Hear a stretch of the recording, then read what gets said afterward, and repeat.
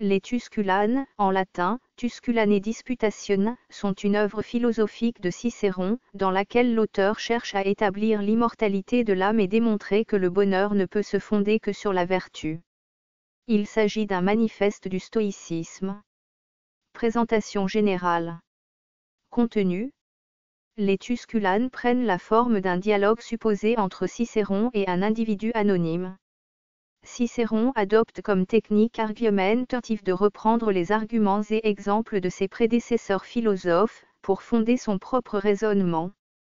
Les 5 conférences des Tusculanes abordent les questions existentielles traitées traditionnellement par les écoles philosophiques, la mort et si elle est un mal, la douleur et si elle est le plus grand de tous les maux, la douleur de l'âme et si le sage est susceptible de chagrin, l'âme du sage et les passions, la vertu et si elle assure le bonheur. Forme et style. La forme utilisée, le dialogue supposé, est habituelle dans l'enseignement philosophique, mais elle est adaptée et simplifiée. Le titre latin de l'œuvre précise le genre de l'ouvrage, il s'agit d'une disputatio. Le mot « Tusculane » signale le lieu de l'entretien, le Tasculum. Le dialogue étant fictif, les interlocuteurs n'opposent pas à Cicéron des arguments forts ni ne défendent des positions tranchées. Il ne s'agit pas non plus d'un dialogue aristotélicien classique, où un maître expose de façon continue à des disciples, seulement entrecoupé de questions sur les points à préciser d'eux. L'auditeur présente le sujet du débat et intervient seulement pour marquer les étapes du parcours philosophique et accepter les arguments du maître. Il n'est désigné que par son appartenance à une classe d'âge, c'est un adolescent ou un jeune homme, interlocuteur anonyme et falot, qui peut être une partie de la personnalité de Cicéron, ce que Carlos Lévy interprète comme un artifice pudique pour parler de soi sans utiliser la première personne 3. Historique de publication. Le 29 mai 1945 avenue JC, Cicéron entreprend la constitution d'un recueil d'entretiens qu'il a eu avec ses amis dans sa villa de Tasculum. Ces travaux sont menés en même temps que la publication du De Finibu Bonorum et Malorum 4. Les 5 livres des Tusculanes furent publiés sans doute durant le mois d'août, car Cicéron, dans une lettre du 29 juin 1945, fait part à Atticus de son intention d'écrire désormais dans la tradition d'Aristote, c'est-à-dire en se figurant comme interlocuteur principal, procédé qu'il adopte pour la première fois avec les Tusculanes 5,6. L'ouvrage est émaillé de références au deuil que traverse Cicéron à cette époque. Sa fille Tullia est en effet morte quelques mois plus tôt, au début de l'année 45. Sans qu'il y fasse allusion directement, ce deuil atteint encore Cicéron, qui fait du chagrin le thème de son 3e livre de. En exhortant les autres au courage et à la dissimulation de la douleur, il s'exhorte lui-même. Résumé. Livre I, la mort est-elle un mal? La nécessité de philosopher. Cicéron commence par remercier un certain Brutus, qui l'a conseillé de reprendre l'étude de la philosophie. Elle est nécessaire, soutient Cicéron, car elle est l'étude même de la sagesse, renferme toutes les connaissances et tous les préceptes nécessaires à l'homme pour bien vivre. 7. L'auteur défend ensuite la possibilité pour Rome de développer ses propres pensées philosophiques, sans regarder la Grèce comme systématiquement supérieure. Il soutient que Rome a aussi eu de grands poètes, qui n'ont rien à envier aux Grecs 8. Le mort ne peut pas être misérable et le fait d'être mortel n'est une mauvaise condition. La discussion commence sur une question d'un ami de Cicéron, la mort n'est-elle pas un mal? Les hommes morts sont misérables, car morts, et les hommes vivants le sont aussi, car mortels. Cicéron, par une série de questions, démontre les imprécisions et erreurs de son ami, le mort n'existe plus, or il faut exister pour souffrir et être misérable 8. Si après la mort il n'y a plus aucun mal, car on n'est plus, alors être mortel signifie que l'on est disposé à parvenir à la fin de nos maux. Face aux enchaînements logiques du philosophe, l'ami prie Cicéron de procéder par un exposé plutôt que par questionnement, ce qu'il accepte 9. L'âme est immortelle. Pour expliciter sa position, Cicéron va avoir recours à une étude de l'âme. par une rapide doxographie, il rappelle la position des philosophes sur l'âme. Certains croient que l'âme est éternelle, d'autres périssable, certains, que l'âme est le sang répandu dans le cœur, Empédocle, d'autres, que l'âme est de l'air, ou du feu, Zénon de Kission.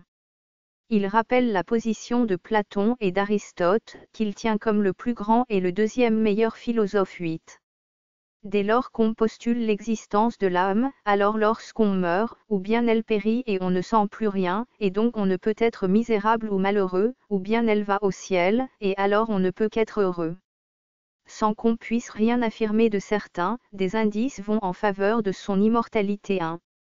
Cicéron rapporte que Platon était parti en Italie rencontrer les pythagoriciens et avait été conquis par leur théorie de l'immortalité de l'âme, à laquelle il a donné consistance. 8.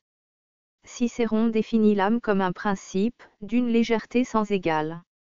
Elle demeure incorruptible et sans altération. L'âme permet de voir et d'entendre, et les parties du corps qui ne servent à la vue et à l'ouïe ne sont, pour ainsi dire, que des fenêtres, par où l'âme reçoit les objets. Platonicien, Cicéron soutient que le corps n'est que le vaisseau, que le domicile de votre âme. Ainsi, il faut comprendre l'injonction gnoi soton non pas tant comme connais-toi, mais comme connais ton âme. 8. La mémoire et l'intelligence.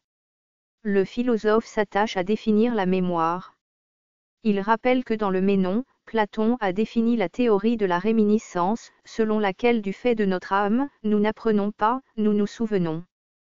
La mémoire ne procède, selon Cicéron, ni du cœur, ni du cerveau, ni du sang, ni des atomes.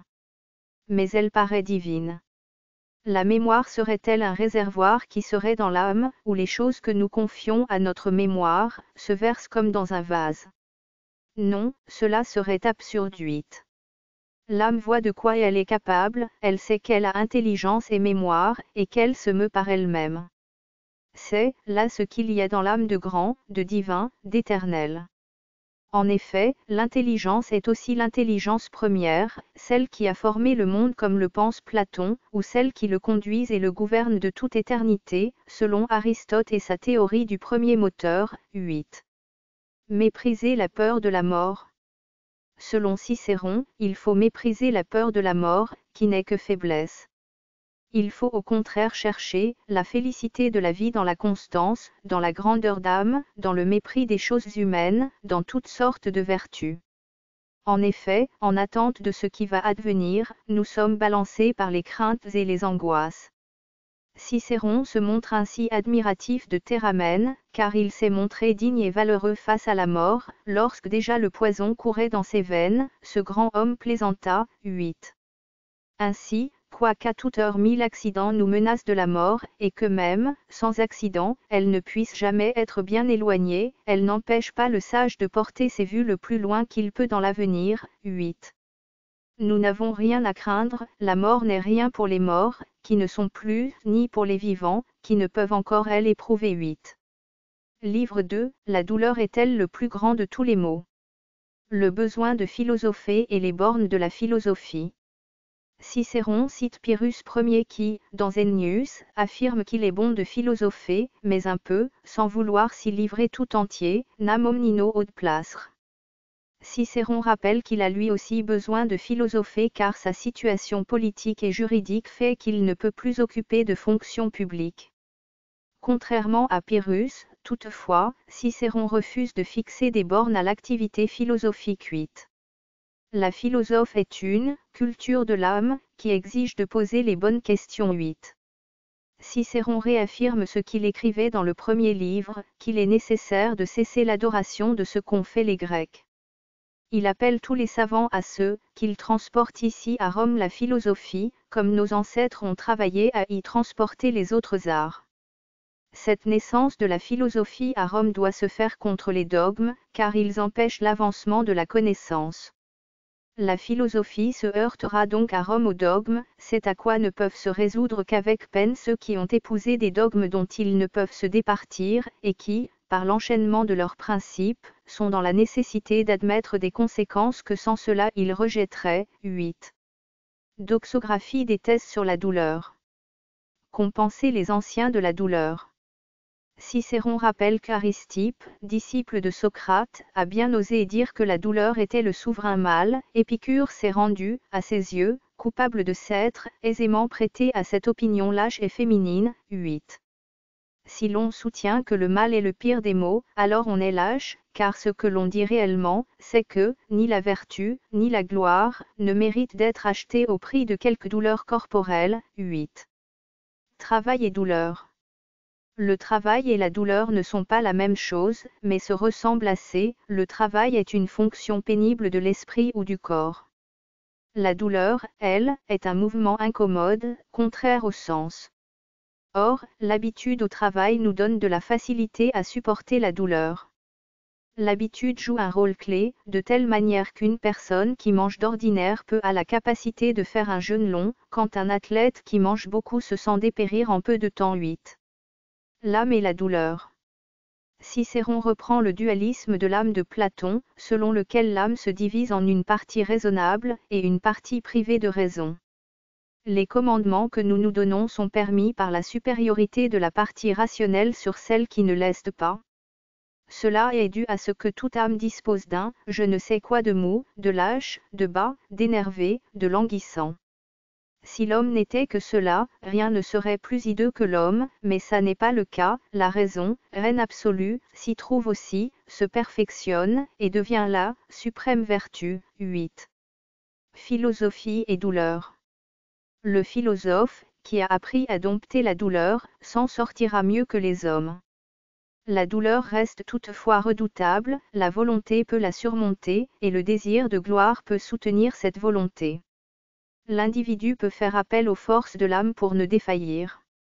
Si la douleur devient insupportable, il reste le recours à la mort, argument que Cicéron emprunte aux stoïciens. 1. Heureusement, les douleurs les plus vives, remarque le philosophe, sont aussi les plus courtes. 8. Livre 3, le sage est-il susceptible de chagrin? Cicéron en a une expérience personnelle avec la mort récente de sa fille Tullia. Mais pour lui les douleurs de l'âme se nourrissent de faux jugements. Il fait un parallèle avec une autre maladie de l'âme, l'ambition. S'il existe un sentiment de gloire mérité par de grandes actions vertueuses, il en est un autre, recherche effrénée de magistrature, de commandements militaires et d'acclamation du peuple. César est ici implicitement visé. Se livrer au chagrin ou à l'ambition, deux maladies de l'âme. 101. Livre 4, l'âme du sage est-elle totalement à l'abri des passions? La question est une généralisation de la précédente. Sur ce sujet, Cicéron rejoint les analyses des stoïciens, et de Chrysippe de Sole en particulier. Les passions prennent source dans des jugements erronés, la pratique de la philosophie permet de les éviter. 1. Livre V, la vertu suffit elle à assurer le bonheur. Cicéron reprend là une thèse qu'il avait déjà débattue avec Pison dans le De Finibus 11. Il remonte à Platon, pour qui le bonheur ne peut être atteint que par l'être à sa perfection. Sans vertu, le bonheur n'est pas possible. Cicéron recourt à des exemples historiques, pour montrer que l'homme injuste ne peut connaître le bonheur. Après un rappel de Cinna et de Marius que le pouvoir brutal n'a pas rendu plus heureux, Tusculan v. 19, il s'attarde longuement, Tusculan v. XXXXI, sur la figure de Denis l'Ancien, tyran de Syracuse, doué de grandes qualités mais se condamnant lui-même à la solitude du pouvoir, vivant malheureux du fait de ses injustices. Ce portrait de tyran renvoie implicitement une fois de plus à César, tempérant, énergique, maître suprême dans sa ville et solitaire. 1. La conférence donne souvent l'impression de ne pas aller droit au but. Les mêmes exemples peuvent servir plusieurs fois. Des digressions apparaissent, soulignés par Cicéron lui-même.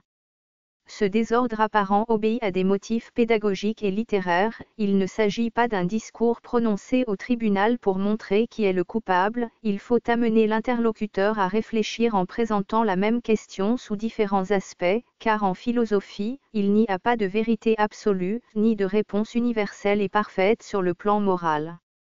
Les Tusculanes suivent donc un rythme qui correspond à celui de la promenade que font le maître et son disciple. Postérité.